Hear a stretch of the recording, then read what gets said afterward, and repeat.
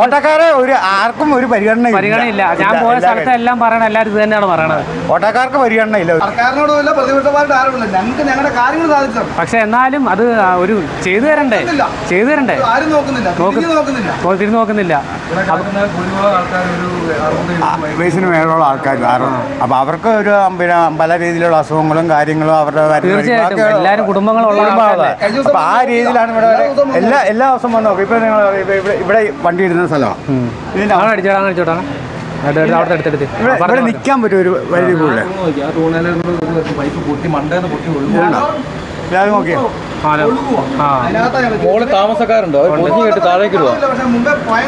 പക്ഷെ അത് ഭയങ്കര ഇവിടെ ഈ ആ ഭാഗത്ത് ഫില്ലറിന്റെ ചുവട്ടില് നിന്നാ മതി.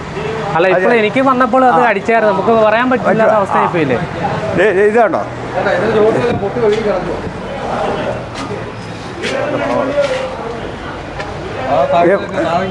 പൊട്ടിത്തെറിച്ച് ഇവിടെ വന്നല്ലേ. വേറെ ഒന്നല്ല, നമ്മള് ഇത് ഓട്ടം കഴിഞ്ഞ് കുടുംബത്തിലായിട്ടാ പോണേ. ഈ രോഗം വെച്ചാണ് നമ്മുടെ കുടുംബത്തിലേക്ക് അവിടെ ചെന്ന് കഴിയുമ്പോൾ അവിടെ ഉള്ളവർക്കാണ് വേറെ കുടുംബം. പിന്നെ അവർക്കും പാടില്ലാണ്ടിരുന്നാ തീർന്ന് വേറെ പ്രശ്നം വരും. ഇവരെയാണ് ഇവരുടെ കഷ്ടപ്പാട് ആരും കാണാത്ത അവസ്ഥ ഇപ്പൊ നിൽക്കുന്നത്. ദൈവത്തെ ഓർത്ത് ഇങ്ങനത്തെ കാര്യങ്ങൾ ഇവരും പാവപ്പെട്ട ആൾക്കാർ, പാവം കുടുംബങ്ങൾ പല രീതിയിൽ നിന്നും പല ആൾക്കാരും വന്നതാണ്. വീട്ടിലാണ് അസുഖങ്ങളും കാര്യങ്ങളും ഉള്ളവരുണ്ടായിരിക്കാം, ചിലപ്പോൾ ഇല്ലായിരിക്കാം. പക്ഷെ അതൊന്നല്ല പ്രശ്നം.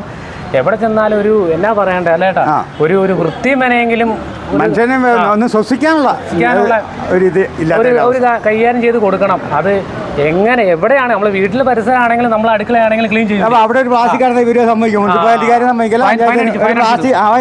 പ്ലാസ്റ്റിക് എത്തിച്ചാൽ അതിന് ഫൈനടിക്കും. അപ്പൊ ഇങ്ങനെ അവരുടെ തൊട്ട് മുന്നിൽ കിടക്കുന്ന സാധനത്തിന് അത് ചെയ്യാൻ അവർക്ക് ഉത്തരവാദിത്തം ഇല്ലെങ്കിൽ പിന്നെ മറ്റുള്ള അതായത് പറഞ്ഞേട്ടെ ഇവര് അങ്ങനെയുള്ള കാര്യങ്ങളൊന്നും കാണില്ല.